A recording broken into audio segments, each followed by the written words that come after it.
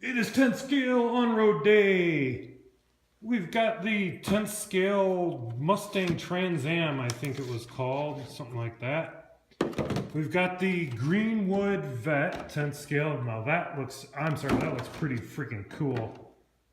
Pretty freaking cool. The only thing that bugs me about it is when you look close at it, you realize they didn't do the mold very well. Notice that back spoiler is not even straight across. That's not an error in production, that's just not a very good quality mold. they didn't notice that or didn't want to fix it or something. Interrupt your regularly scheduled video to show you the mold.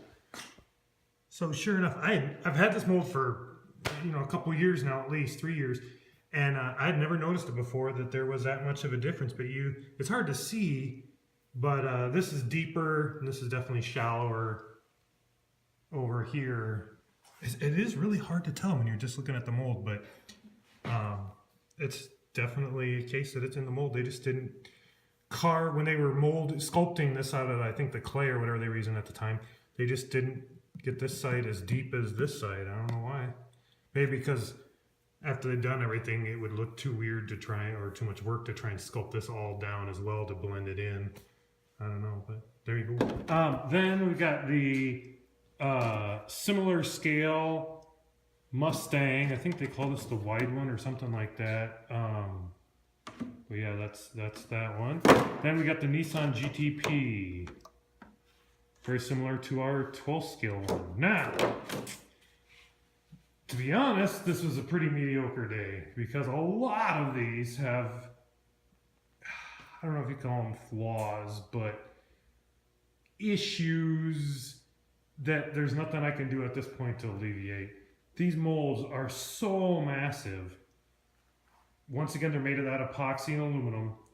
They're one big heat sink. They radiate out the heat. It's tough to keep them hot. And so you get a lot of the chill marks down the side where the plastic hits these sharp edges, cools, and then gets pulled down around once the vacuum engages.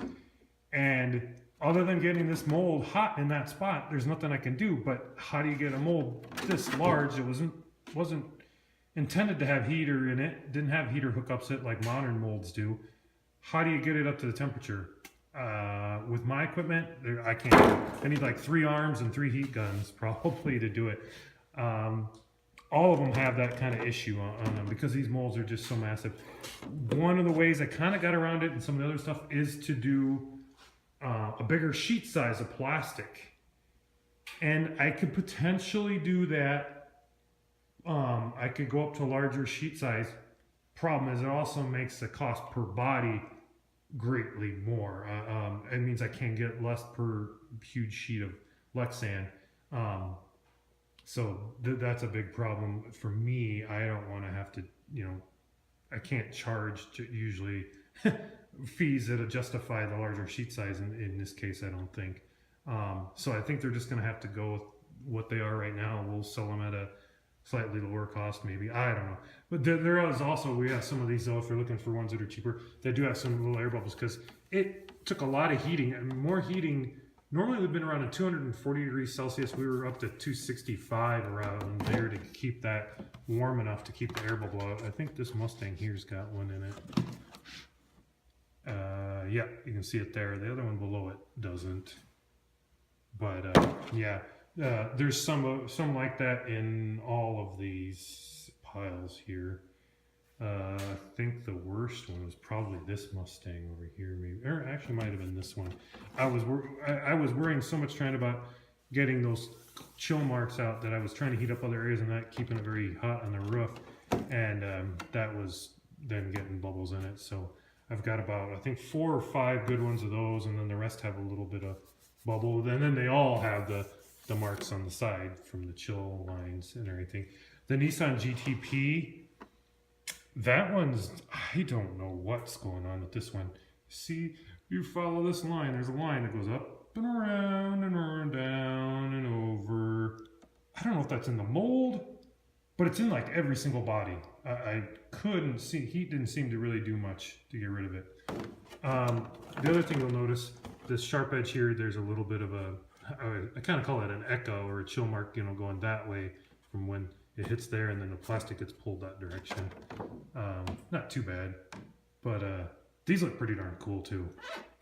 The only issue I kind of have with these, and a little bit of warning, is because the plastic's getting stretched out so much in this large mold, because it's sheer size of it, it's the biggest mold we ran today. I mean, this, you'll look here and it's a good, you know, inch or two longer, and it's tall all the way across and everything.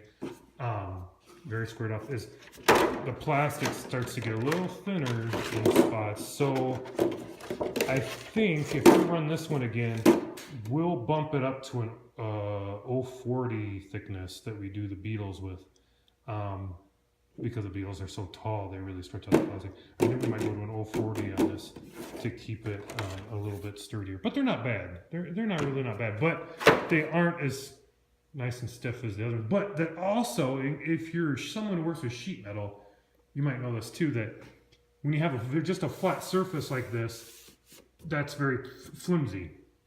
But if you start to put some ridges and marks and stuff in it, it actually makes it stiffer, because you're adding different angles, and I don't know how to describe it, but you're adding different deformations to it that make it stiffer. Instead of a single plane of material, you have multiple planes now, and it can't bend the same way.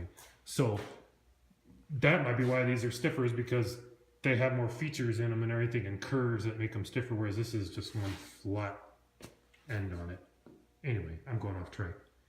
So this is it for today. 10th scale on road.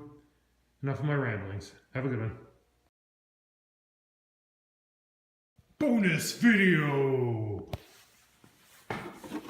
Here's what happens when you put the plastic in upside down on the machine. So the masking material, paint mask material, is on the mold side. At least today with the Mustang body I was doing. This is the first time I've had one completely pretty much turn inside out. That is freaking weird and cool at the same time. But it also leaves a mess in the mold that now I gotta clean up. That sucks.